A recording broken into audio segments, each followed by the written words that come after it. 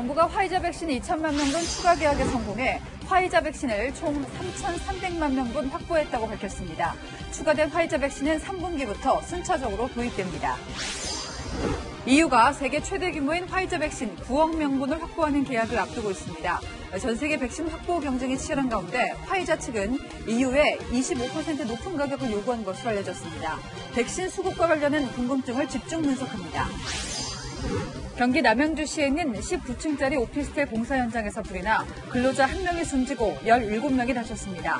소방당국은 에어컨 설치를 위한 용접 작업을 하다가 불이 난 것으로 보고 있습니다.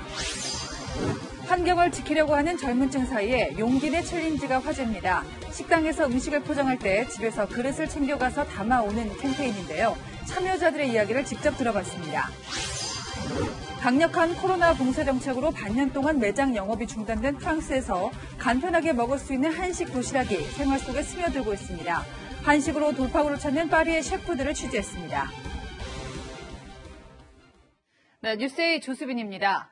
각국이 코로나19 백신 확보전을 벌이는 가운데 우리 정부가 화이자 백신 2천만 명분을 추가로 계약한다고 밝혔습니다. 자, 이로써 우리나라는 총 9,900만 명분, 전 인구의 2배만큼의 백신을 확보하게 됐습니다. 한편 계약한 양만큼 중요한 게 순차적으로 실제로 국내에 얼마나 들여오느냐인데요. 자, 이렇게 보면은 여전히 7월 이후는 돼야 본격적으로 숨통이 트일 것으로 보입니다. 먼저 조현선 기자입니다. 정부가 오늘 화이자 백신 2천만 명분을 추가로 구매 계약했다고 밝혔습니다. 앞서 계약한 1,300만 명분을 더해 총 3,300만 명분이 도입됩니다. 지난 4월 9일 제안하고 4월 23일 어제 그 물량을 추가 구매 물량을 확정하고 오늘 계약이 체결되었습니다. 이로써 우리나라가 확보한 코로나19 백신은 총 9,900만 명분이 됐습니다. 우리나라 전체 인구의 2배, 집단 면역에 필요한 목표치 3,600만 명의 3배 가까운 수치에 달합니다. 다만 추가 물량은 3분기부터 순차적으로 들어오게 돼 상반기 수급 부족에는 큰 변화가 없는 상황입니다. 화이자 추가 물량뿐 아니라 현재 협의 중인 노바백스, 모더나, 얀센 모두 대부분 3분기에 집중될 전망입니다. 상반기 공급분과 합산하면 9월 말까지 약 1억 회분으로 집단 면역 형성 기준인 국민의 70%, 즉 3,600만 명에 대한 예방접종을 하고도 충분히 남은 물량. 정부는 계획대로면 9월까지 18세 이상 국민 전체 인구인 4,400만 명의 2차 접종까지도 가능하다고 덧붙였습니다. 결국 물량이 집중되는 3분기 전까지 코로나19 확산을 최대한 막고 3분기 접종을 차질 없이 이뤄내는 게 중요한 과제가 됐습니다. 채널A 뉴스 조현선입니다. 네, 우리뿐 아니라 화이자에는 이렇게 각국의 러브콜이 쏟아지는 상황입니다. 유럽연합은 아예 18억 회분 계약을 앞두고 있습니다. EU 회원국 모든 인구가 2년 동안 맞을 수 있는 엄청난 양입니다. 자, 이렇게 많은 물량을 어떻게 확보했을까? 상당한 웃돈을 얹어줬을 것으로 보입니다. 정다은 기자입니다. 유럽연합 EU 집행위원장 등이 직접 벨기에에 있는 화이자 백신 공장을 찾았습니다. 이 자리에서 EU 측은 2023년까지 화이자 백신 18억 회분을 확보하는 계약을 곧 체결할 것이라고 밝혔습니다. EU 전체 인구 4억 5천만 명이 2년간 접종할 수 있는 물량입니다. 이미 2차례 계약을 통해 총 6억 회분의 화이자 백신을 확보한 EU는 세 번째 계약을 앞두고 있습니다. We will have sufficient doses to vaccinate 70% of the adult population in the European Union already in July. 이번 협상 과정에서 화이자 측은 첫 계약을 맺은 가격보다 25% 이상 높은 가격을 요구하기도 했습니다. 캐나다도 최대 1억 8,500만 회분의 추가 구매 계약을 체결하는 등 각국이 화이자 측과 대규모 계약을 성사시키고 있습니다. 이런 가운데 국제 백신 조달 기구인 코백스는 아스트라제네카 백신 공급 문제로 새로운 백신 제조사를 찾는 중이라고 밝혔습니다. 아스트라제네카 백신 최대 생산국인 인도에서 연일 30만 명이 넘는 확진자가 쏟아져 인도 정부가 자국 내 생산 물량의 수출을 줄이기로 한 데에 따른 조치입니다.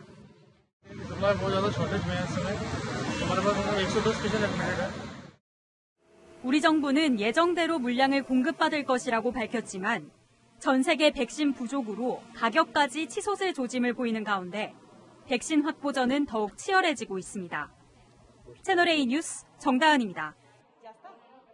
네, 다행히 오늘은 백신 확보 소식을 전해드리게 됐는데요. 약속대로 하루라도 빨리 맞을 수 있기만을 바랍니다. 저도 그렇지만 정말 많은 분들이 이제는 지쳤습니다. 김재혁 기자가 시민들의 목소리를 들어봤습니다. 주말을 맞아 나들이를 나온 시민들로 공원이 북적입니다.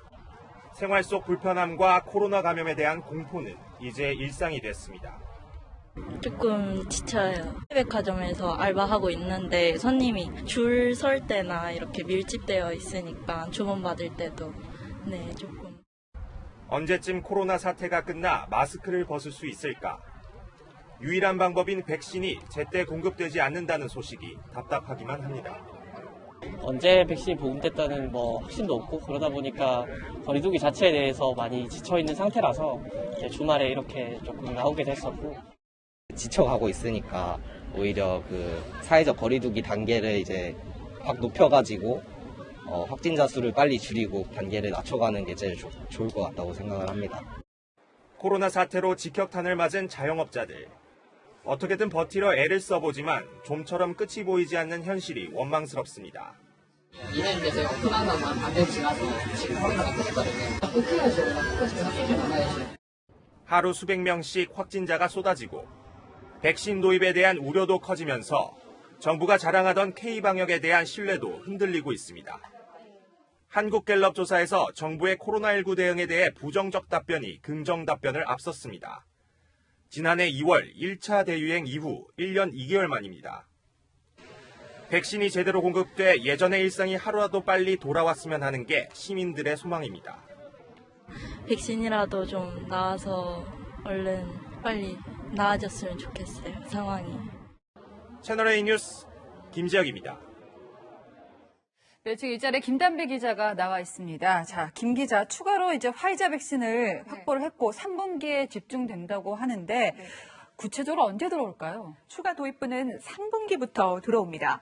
우리가 원래 계약한 물량은 1,300만 명분이었죠. 6월 말까지는 이미 예정돼 있던 물량 350만 명분이 들어오고요. 7월부터는 나머지 2,950만 명분이 순차적으로 도입되는 거라서 결국 상반기 백신 부족 상황은 크게 나아지지 않을 걸로 보입니다. 당장 상황이 급격하게 달라지는 것은 아니다. 이 추가되는 화이자 물량은 그럼 누가 맡게 될까요?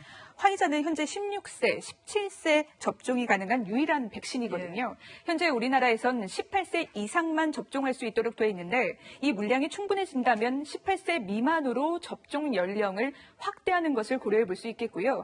또 희귀 혈전증 논란으로 이제 아스트라 접종이 제한된 30세 미만에게 어떤 백신을 맞출 것인가 대안이 없었는데 화이자가 그 대체 백신이 될 수 있을 전망입니다. 또 백신 효과를 높이고 또 변이 바이러스를 대응하기 위해서 이른바 부스터샷 이것도 가능해질 전망입니다. 상당히 가장 희망적인 시나리오로 아무 변수도 없어서 이게 3분기부터 순차적으로 접종이 돼요. 그러면 11월 집단 면역을 차질 없이 하겠다는 게 정부의 당초 이제 입장이었는데요. 이게 가능할까요? 집단 면역을 형성하기 위해서는 우리 국민의 70%, 그러니까 3,600만 명이 한 번이라도 접종을 받아야 하거든요. 정부는 9월까지 총 8천만 명분이 도입되기 때문에 당초 접종 계획보다는 800만 명 많은 4,400만 명이 9월까지 그것도 2차 접종까지 완료할 수 있는 양을 확보했다 강조했습니다. 문제는 3분기에 도입이 집중됐고 이 도입이 집중된 백신이 얼마나 빠르게 문제없이 마치느냐 이겁니다. 추가된 화이자 물량뿐 아니라 모더나, 얀센, 노바백스 같은 나머지 백신들도 7월 이후에 대부분 들어오기 때문에 정부가 말한 4,400만 명 접종을 위해서는 이 3달 동안 3,200만 명을 맞춰야 하는 거거든요. 정부는 우선 이달 말까지 204곳에서 운영되고 있는 예방접종센터를 이달 말에는 250여 곳으로 늘려서 접종 속도를 높이겠다 이런 입장입니다. 일단 지금은 접종 속도가 붙지 않고 있는 상황입니다. 이제 지금 화이자가 모든 스포트라이트를 받고 있지만 사실은 2분기에 모더나나 다른 백신들도 들어오기로 했었거든요. 이것들은 이제 어떻게 되는 겁니까? 네, 정부가 계약한 백신이 사실 화이자나 아스트라제네카 말고 모더나 또 노바백스, 얀센 이렇게 세 종류의 백신이 더 있죠. 특히 모더나의 경우 청와대가 지난해 5월부터 5월부터 2천만 명분이 들어온다 이렇게 강조했지만 4월 말이 되는 지금까지도 여전히 협의 중인 상황이고요. 이 노바백스, 얀센도 상반기에는 고작 소량만 도입될 전망입니다. 이 여권 핵심 관계자에 따르면 정부는 3분기와 4분기에 몰릴 물량을 최대한 7, 8월로 당기기 위한 노력이 진행되고 있다고 말하고 있는데요. 일단 그때까지는 현재 확산되고 있는 코로나19 유행 상황을 억제하고 관리하는 게 무엇보다 중요할 걸로 보여집니다. 간만에 반가운 소식이긴 한데 조금 더 기다려야 된다는 얘기로도 들리고요. 또 희망 고문이 되지 않으려면 정부가 좀 더 디테일하게 움직여야 될 것 같습니다. 지금까지 김단비 기자였습니다. 네, 경기 남양주에 있는 오피스텔 공사 현장에서 큰 불이 나 한 명이 숨지고 17명이 다쳤습니다. 마침 이 건물 맞은편에서도 2주 전에 큰 불이 났던 터라 일대 주민들이 더 크게 놀랐습니다. 공태영 기자입니다. 네, 경기 남양주에 있는 오피스텔 공사 현장에서 큰 불이 나 한 명이 숨지고 17명이 다쳤습니다. 마침 이 건물 맞은편에서도 2주 전에 큰 불이 났던 터라 일대 주민들이 더 크게 놀랐습니다. 공태영 기자입니다. 건물 위에 소방 헬기 한 대가 떠 있습니다. 갑작스러운 불에 건물에서 빠져나오지 못한 사람들이 옥상에 모여 있다 차례로 구조됩니다. 지상 19층, 지하 6층 규모의 오피스텔 공사 현장에서 불이 난 건 오전 11시 30분쯤. 2층에서 시작된 불이 위층으로 번지며 시커먼 연기가 건물을 뒤덮었습니다. 끝까지 불이 막 퍼 올라가니까 엄청나더라고요. 그리고 검게 타 들어가는 재 있잖아요. 그거를 약간 이렇게 호흡하니까 목이 안 좋아지더라고요. 불은 2시간 만에 꺼졌습니다. 건물에는 근로자 60여 명이 작업을 하고 있었는데 대피 과정에서 한 명이 추락해 숨졌고 17명이 부상을 당했습니다. 소방당국은 에어컨 설치를 위한 용접 작업을 하던 도중 불이 난 것으로 보고 있습니다. 현장에는 스프링클러도 있었지만 건물이 완공되기 전이라 제대로 작동하지 않았습니다. 또 내부에 건설 자재가 쌓여 있어 진압에 어려움을 겪었습니다. 여러 가지 자재들이 복합적으로 있기 때문에 아마 한 가지 자재 원인은 아닌 걸로 이렇게 판단됩니다. 불이 난 공사 현장은 지난 10일 큰 불이 났던 주상복합 건물 건너편입니다. 집으로 돌아간 지 얼마 되지 않은 주상복합 입주민은 당시 기억이 떠올라 크게 놀랐습니다. 화재에 대해서 되게 좀 민감해져 있는 상황이었는데 타는 냄새가 강하게 좀 나는 게 느껴졌고 건너편에서 이제 불이 막 발생하고 있더라고요. 경찰과 소방은 정확한 화재 원인을 파악하기 위해 합동 감식을 진행할 예정입니다. 채널A 뉴스 공태현입니다. 역주행에서 내 앞으로 달려오는 차를 맞닥뜨린다면 얼마나 가슴이 떨릴까요? 그것도 차들이 쌩쌩 달리는 고속도로라면 말입니다. 경기 파주시에서 용인시까지 무려 69km를 거꾸로 달린 황당한 운전자가 붙잡혔습니다. 김승희 기자입니다. 1차선에서 자동차 전조등이 반짝이더니 역주행 차량이 빠른 속도로 지나갑니다. 마주 달리던 차량이 급하게 핸들을 꺾어 사고는 피했습니다. 뒤이어 경찰차도 지나갑니다.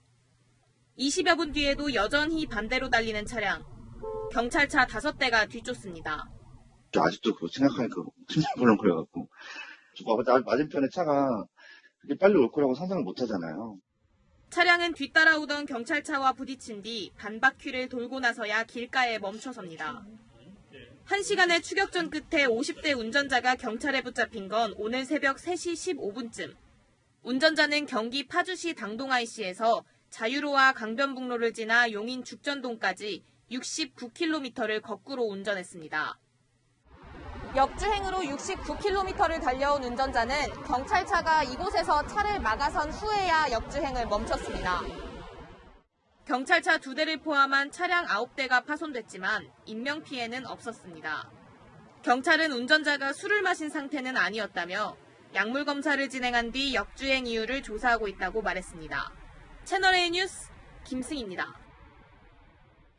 요지경 운전자는 또 있었습니다. 음주 측정을 거부하고 막무가내로 한참을 달아났는데 하마터면 여기에 출동한 경찰들도 큰일을 당할 뻔했습니다. 장하영 기자입니다. 음주 단속 중인 경찰이 흰색 차량을 멈춰 세웁니다. 그런데 차량이 갑자기 속도를 내며 달아나고 경찰차가 뒤쫓습니다. 이후 차량은 방향을 바꿔 들어왔던 골목으로 다시 빠져나갔는데 이 과정에서 경찰관을 칠 뻔한 아찔한 상황도 벌어집니다. 사건이 일어난 건 어제 오후 9시 35분쯤. 30대 남성 운전자는 경찰의 정차 요구를 거부하고 도주했습니다. 이 과정에서 경찰관 1명이 경상을 입었고 경찰차 2대가 파손됐습니다.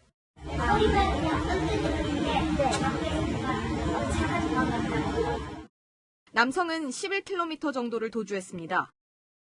음주 측정을 거부하고 달아난 남성이 붙잡힌 공사장입니다. 남성은 검거 직전까지 약 3시간 정도 차 안에서 시동을 끈 채 숨어 있었습니다. 경찰은 인근 CCTV를 추적해 남성을 붙잡았는데 검거 당시 혈중 알코올 농도는 면허 정지 수준이었습니다. 남성은 경찰 조사에서 술 마신 것을 들킬까봐 겁이나 도망갔다고 진술한 것으로 알려졌습니다.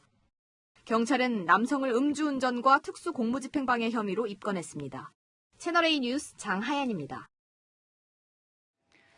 아파트 복도에 있는 배전함에서 갓난아기가 숨진 채로 발견됐습니다. 이 가엾은 아기는 엄마 품에 안기는 대신 쇼핑백 안에 차갑게 담겨 있었습니다. 홍진우 기자입니다. 부산의 한 아파트, 어제 오후 1시쯤 아파트 22층 복도 배전함에서 남자 아기가 숨진 채 발견됐습니다. 당시 아기는 수건에 쌓인 채 쇼핑백 안에 담겨 있었습니다. 배전함을 열어본 입주민이 발견해 경찰에 신고했습니다. 우리 아파트 앞에 경찰차 5대랑 구급차 한 대가 있다고 했는데 뭐 때문에 그 22층에 누군가 아기 죽었다고 해가지고 깜짝 놀랐어요. 오다가다 마주쳤을 거 아니에요. 그런 생각하면서 경찰은 CCTV 분석 등을 통해 숨진 아기의 20대 친엄마를 긴급 체포했고 친엄마는 자신이 아기를 유기했다고 자백했습니다. 인근 원룸에서 사는 친엄마는 그제 새벽 집에서 홀로 출산한 뒤 실신했는데 정신을 차렸을 때는 이미 아기가 숨진 상태였다고 경찰에 진술했습니다. 또 출산 일주일 전까지 자신의 임신 사실을 몰랐다고 주장하는 것으로 알려졌습니다.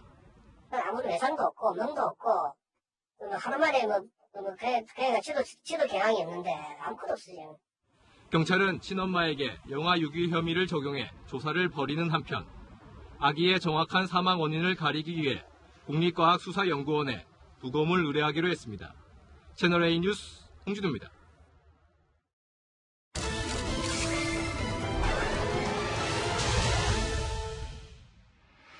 우리는 바라는 바를 이루기 위해 많은 시간과 에너지를 소비합니다. 이걸 노력이라고 하지요. 유전적으로 타고난 재능 역시도 이 노력을 건너뛸 수는 없습니다. 하지만 우리는 과연 노력과 재능이라는 개인의 능력이 제대로 통하는 사회에 살고 있을까요? 기회의 공정, 결과의 공정이 정말 지켜지고 있는 것인지 묻고 싶습니다.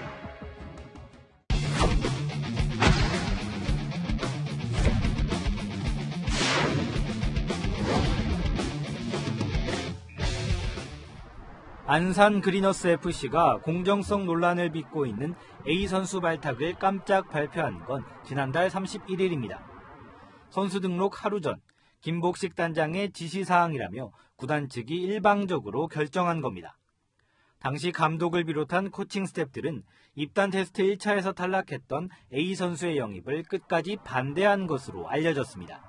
그런데 논란이 일자 김 단장은 직접 감독을 호출했습니다. 그리고는 감독 책임하에 이뤄진 일이라고 외부에 해명해 줄 것을 요구한 것으로 전해집니다. 감독이 아무 대답을 안 하고 있다 그러는데 아니 그냥 한마디면 끝나는 거예요. 자네가 테스트하고 다 했다 그러면 끝나는 거예요. 어떻게 말해야 하는지까지 구체적으로 제시합니다. 내가 모른다 해보면 이게 아닌 것 같아. 막말로 김복식 단장이 적극적으로 지역 친구들 해라 했다. 그러면 되는 거야. 감독을 회유하기 위해 구단 고위직들이 조직적으로 나선 정황도 포착됐습니다. 정신 학교도 있고 그래서 발전 가능성 보고 그냥 뽑았다 이렇게 그냥 그 정도로 자세를 좀 그냥 해주세요. 그 코칭 스태프하고 사무국하고 얘기가 달라지면 논란이 생기거든요. 감독님도 그렇게 생각을 하고 구단에서도 그걸 하고 같은 생각을 가지고 있어서 뽑았다라고. 김복식 단장은 채널A의 취재 요청에 해당 의혹에 대해 할 말이 없다며 답변을 거부했습니다. 채널A 뉴스 이서연입니다. 네, 그러니까 이 사건 안산시 프로축구단 선수를 영입하는 과정에서 비위 의혹이 있었다는 거잖아요. 네, 맞습니다. 문제가 불거지기 시작한 건 지난해 12월 입단 테스트 때부터였습니다. A 선수는 입단 테스트 1차에서 탈락을 했는데 리그 시작 직전인 지난달 31일에 구단이 갑자기 A 선수의 영입을 발표한 겁니다. 안산 그리너스 FC는 경기도 안산시가 시민들의 세금으로 운영하는 프로축구단이고 지난해 안산시가 구단에 지원한 시 예산만 해도 36억 원이었던 것으로 알려졌습니다. 예. 요즘에 많은 것들이 오픈되는 시대인데요. 1차에서 탈락한 선수를 어떻게 뽑을 수 있었을까요? 네, 먼저 구단 관계자의 얘기부터 들어봐야겠습니다. 지금 우리 팀이 약한데 전력에 도움이 되는 일 뽑아야 되지 않겠어요? 근데 말이 안 되잖아요. 네, 안산 그리너스 FC 구단 김복식 단장이 개입했다는 건데 저희가 입단 테스트 당시에 평가표를 입수했습니다. 예. 총 67명이 지원했고 1차 테스트를 거쳐 이 중 14명이 2차 테스트에 진출을 합니다. 그리고 2명이 최종 선발됐는데 A 선수 67명을 대상으로 치러진 1차 테스트에서 C등급을 받았습니다. A 선수보다 높은 등급을 받은 선수들이 16명이나 됐고 이 중 2명은 2차 테스트에도 오르지 못했습니다. 예. 특히나 1차와 2차 테스트에서 모두 A등급을 받고도 탈락한 선수가 2명 있었다는 점 때문에 공정성 논란이 빚어지고 있는 겁니다. 네, 저희가 평가표를 보니까 지위가 있는 사람이 아니고서는 이런 선수 선발이 있을 수가 없다는 건데요. 김 단장도 해명이 있을 거 아닙니까? 네, 오히려 안산시 의원의 요청 때문이었다고 주장을 했습니다. 예. 우리가 작년에 테스트를 봤잖아. 이기환 의원이 또 문광희 위원장이라 지역 안배 차원에서 보강해라 해서 이제 한 거 아니야.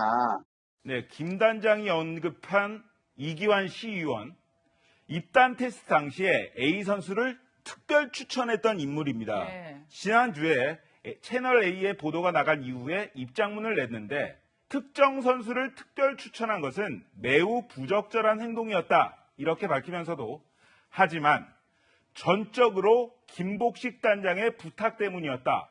기자회견 등을 통해서 김 단장이 직접 사실관계를 밝히라. 이렇게 촉구했습니다. 네, 지금 단장과 시의원이 서로에게 책임을 떠넘기고 있는 상황인 건데요. 지금 이 두 사람이 A 선수랑 어떤 연관이 있어서 이런 결과가 나왔는지도 중요하거든요. 네, 두 사람 모두 A 선수의 부친, A 선수의 아버지와 친분이 있다는 것은 인정을 했습니다. 그냥 이기환 의원은 그냥 이가 이제 그 고향 동생인가 봐. 내도 잘 알아. 내가 또 국민의 또 명예 국민이잖아. 아버지가 하는데 김복식하고도 잘 알고 나한테도 참 전화 한번 왔더라고 전에. 그런데 얘기를 잘 들어보면 서로 상대방이 A 선수의 아버지와 더 친분이 있다고 주장하는 것으로 보입니다. 네. 선수 선발 과정에서 누가 어떻게 왜 관여했는지에 대해서는 네. 경찰 수사 상황을 좀 더 지켜봐야 될 것 같습니다. 네. 시 예산 지원을 받는 프로축구단이 꽤 많은데요. 이거 말고도 선수 영입을 둘러싼 논란이 있었는데요. 네, 맞습니다. 지난해 말이죠. 국가대표 축구 선수였던 고종수 전 대전 시티즌 감독에게 1심 법원이 징역 6월에 집행유예 1년을 선고했습니다. 어떤 사건이냐면 지난 2018년 김종천 전 대전시의회 의장의 청탁을 받고 실력이 부족한 김 전 의장 지인의 아들을 테스트 합격자 명단에 포함시켰다는 혐의입니다. 법원은 고 전 감독이 구단의 업무를 방해했다고 인정을 했습니다. 예. 그리고 고 전 감독에게 선수 선발을 청탁한 김 전 의장에 대해서는 뇌물죄까지 적용됐습니다. 네, 사건을 보다 최석호 기자였습니다. 네, 공정성 논란하면 LH 투기 의혹 떠올리시는 분도 많으실 겁니다. 전 국민이 분노하자 선거를 코앞에 둔 더불어민주당은 소속 의원들이 투기한 게 있는지 모두를 조사하겠다 선포했었죠. 공정성을 담보받겠다며 조사 책임을 외부기관인 국민권익위원회에 넘기기도 했습니다. 자, 그런데 아시다시피 선거는 끝났고요. 큰 소리치고 한 달이 다 돼가도록 아무 소식도 없습니다. 왜 그럴까요? 전혜정 기자입니다. 더불어민주당 국회의원과 가족들의 부동산 투기 의혹을 전수조사 중인 국민권익위원회가 조사 기간을 한 차례 연장하기로 했습니다. 당초 활동 기간은 한 달로 오는 30일이면 종료될 예정이었습니다. 20인 내외로 구성된 특별조사단이 1개월간 전수조사에 착수합니다. 권익위 관계자는 투기가 의심되면 의원들의 금융거래 정보를 조회해야 하는데 이에 대한 동의를 다 받지 못했다고 밝혔습니다. 그러면서 5월 말쯤 돼야 결론이 날 것 같다고 전했습니다. 전수조사를 총괄해온 이건리 국민권익위 부위원장이 임기를 마치고 어제 퇴임한 점도 기간 연장에 영향을 미친 것으로 보입니다. 민주당이 약속한 소속 지방자치단체장과 지방의원들의 부동산 투기 의혹 자체 조사도 감감무소식입니다. 문제가 발견되면 누구든 예외 없이 정치적, 법적 책임을 묻겠습니다. 조사를 거부했던 정현복 전남 광양시장을 제명한 게 전부입니다. 국회의원 등의 부동산 투기 엄중 처단이라는 민주당의 약속이 4.7 재보선이 끝나자 흐지부지 되는 게 아니냐는 비판이 나옵니다. 채널A 뉴스 전혜정입니다.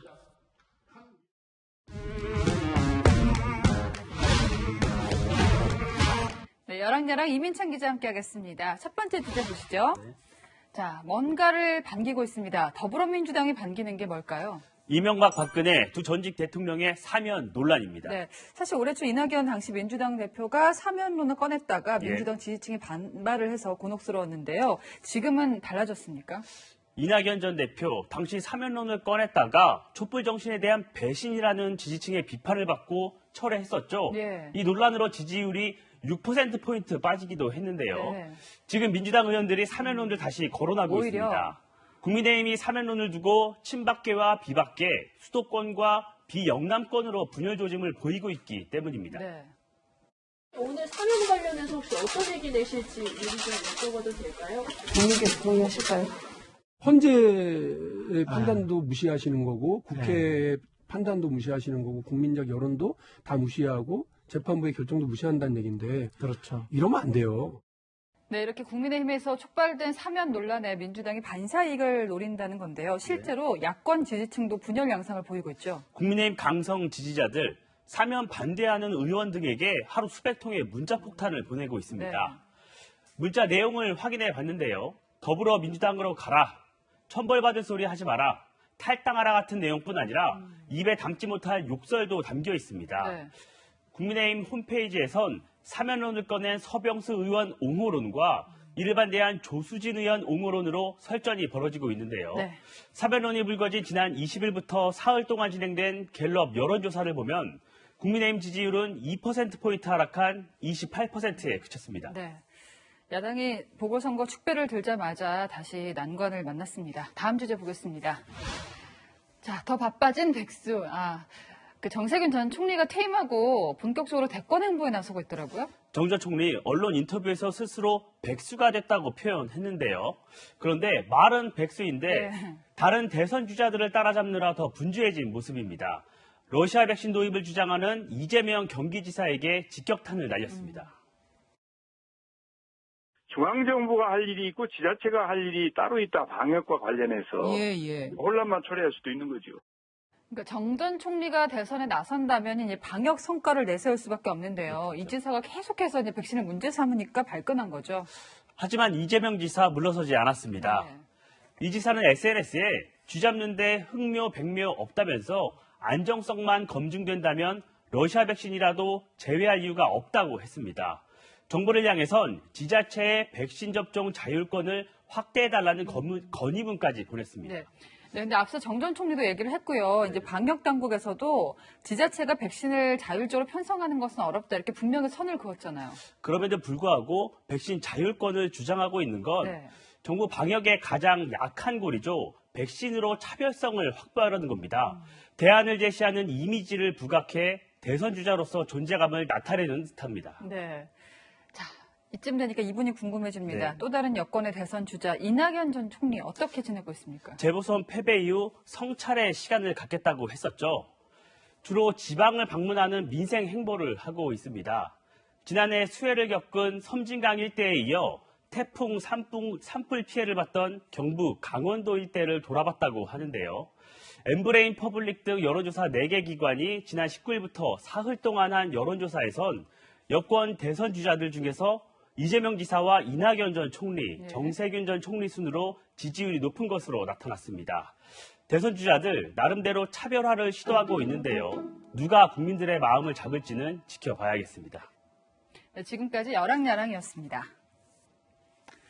다음 뉴스입니다. 우리가 아무 생각 없이 버린 쓰레기는 결국 우리 인간에게 그대로 돌아오게 되죠.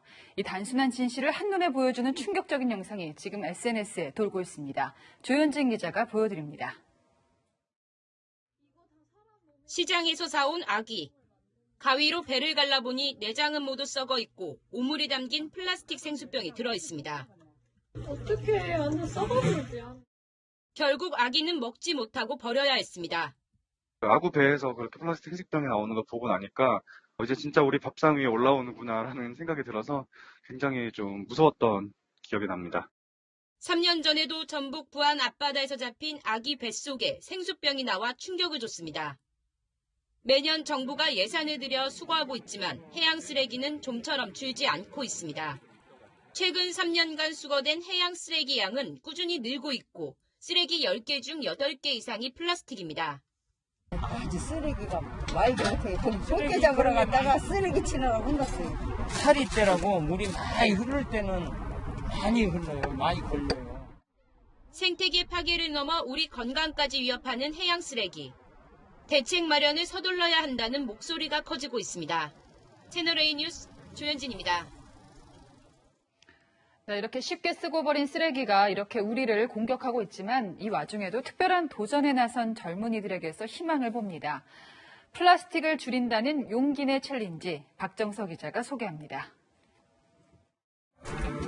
지난해 공공선별시설에서 처리된 플라스틱 폐기물은 총 923톤, 전년 대비 19% 가까이 늘었습니다.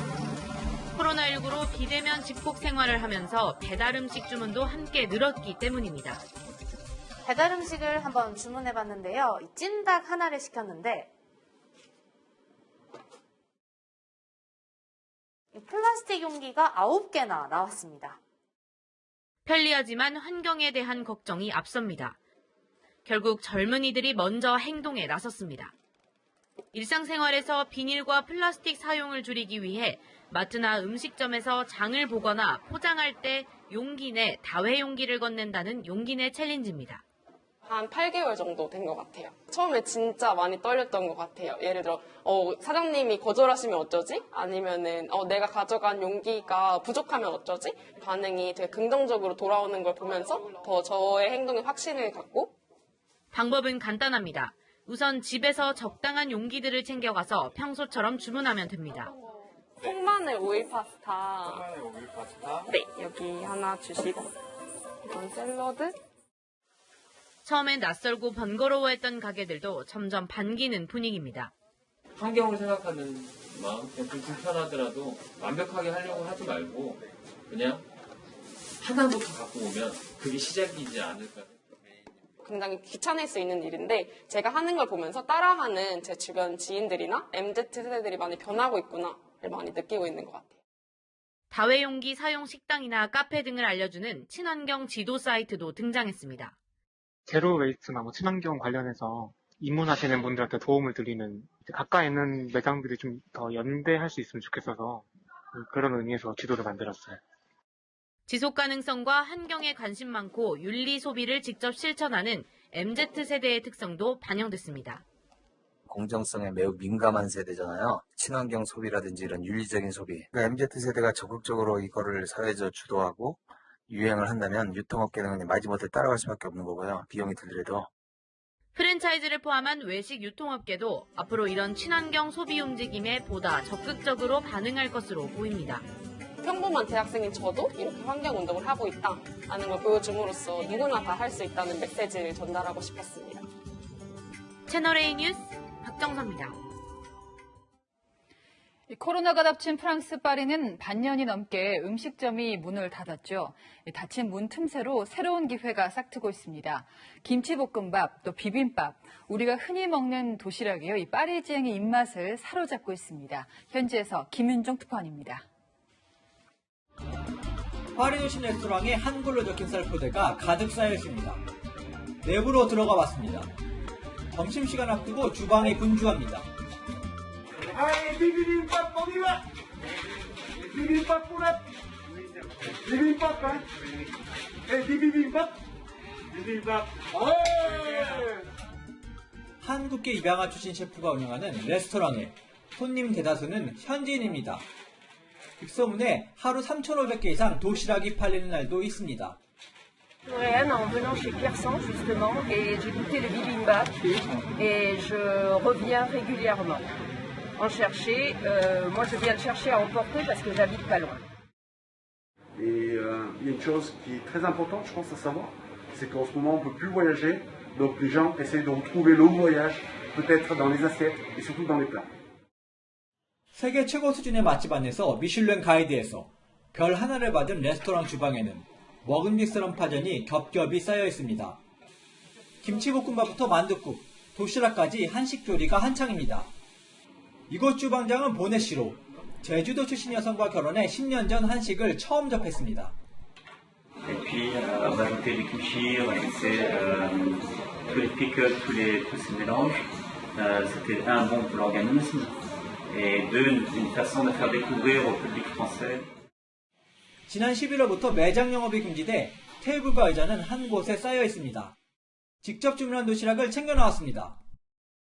이렇게 공원 벤치에 앉아 한식 도시락을 즐기는 사람들도 늘고 있습니다.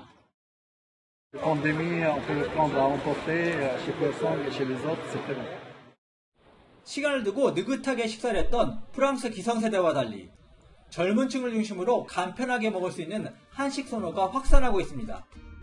C'est quelque chose de très trendy, on va dire. C'est quelque chose que j'aime bien manger. Bibimbap 맛있어요. 코로나 공세 속에 한식이 프랑스 식탁을 채우고 있습니다. 파리에서 채널A 뉴스 김윤종입니다. 지도자가 판단착오를 거듭할 때 국민들은 어디까지 고통받게 될까? 일본은 또 긴급사태를 발령한다고 합니다. 방역도 실패했고 백신도 실패했습니다. 참을성만큼은 둘째가라면 서럽다는 일본 국민들도요, 이제는 더 참아주지 않는 모습입니다. 도쿄 김범석 특파원입니다. 今回の事態に至り、再び多くの皆様方にご迷惑をおかけすることになります。心からお詫びを申し上げる次第でございます。 17일 동안 술집과 노래방, 백화점 등이 휴업하는 이번 긴급사태에는 한 달 전에 종료된 긴급사태보다 강력합니다. 그러나 일본 사회 곳곳에서 생활 방역은 이미 무너졌습니다. 밤에도 꽃놀이를 즐기는 사람들로 공원이 북적이고 8시까지 단축 영업 지시를 비웃듯 도쿄 유흥가에는 불이 꺼지지 않습니다. 마스크를 벗은 손님들도 보이지만 단속은 역부족입니다. 네, 지금은 밤 8시 반이 넘은 시간인데 보시는 바와 같이 도쿄 도심은 코로나19 대유행 이전처럼 북적이고 있습니다.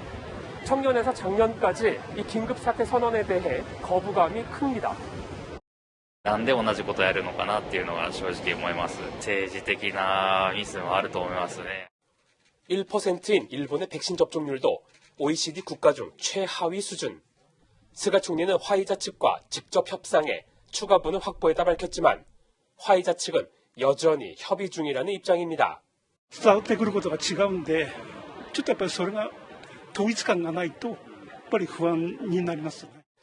과거 부작용 문제 등으로 집단 소송이 잇따랐던 일본은 코로나19 백신 개발 과정에서 임상실험 대상자 확보에 어려움을 겪었습니다. 과학 선진국인 일본에서 아직 백신을 개발 못한 원인으로 꼽힙니다.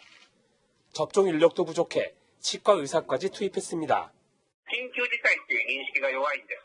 日本の国内のメーカーでワクチンを大々的に開発できるとこなんて武田薬品だけなんですよ。 이런 가운데 스가 총리는 도쿄올림픽은 예정대로 개최하겠다 밝혔습니다. 도쿄에서 채널A 뉴스 김범석입니다. 시커먼 연기가 하늘로 솟았습니다. 오늘 낮 남양주 모습인데요. 습도가 낮고 바람이 불어 불씨가 커지기 쉬운 환경 속에 큰 화재 사고가 발생했습니다. 현재 대부분 지역에 건조주의보가, 충북 청주에는 건조경보가 발효 중입니다. 또 다른 사고가 발생하지 않도록 주의해 주시길 바랍니다. 한편 제2호 태풍 수리의 여파가 제주도 해안과 남해안에 내일까지도 전해지겠습니다. 너울이 강하게 밀려드니까요. 해안가 산책은 미루시길 바랍니다. 내일 기온은 10도 안팎에서 출발해서 25도 안팎까지 오르겠습니다. 단 강릉과 울산, 부산은 서늘한 동풍을 바로 맞아서 17도, 19도에 그치겠습니다. 화요일까지는 건조한 날씨가 계속 이어지겠습니다. 이럴 땐 자동차 화재 사고가 흔한데요. 셀프 주유하실 때 정전기 방지 패드 꼭 터치해 주시길 바라고요. 누유현상은 없는지, 냉각수가 부족하진 않은지도 반드시 확인해 주셔야지 사고를 예방할 수 있습니다. 날씨였습니다. 뉴스 마칩니다. 내일도 뉴스입니다.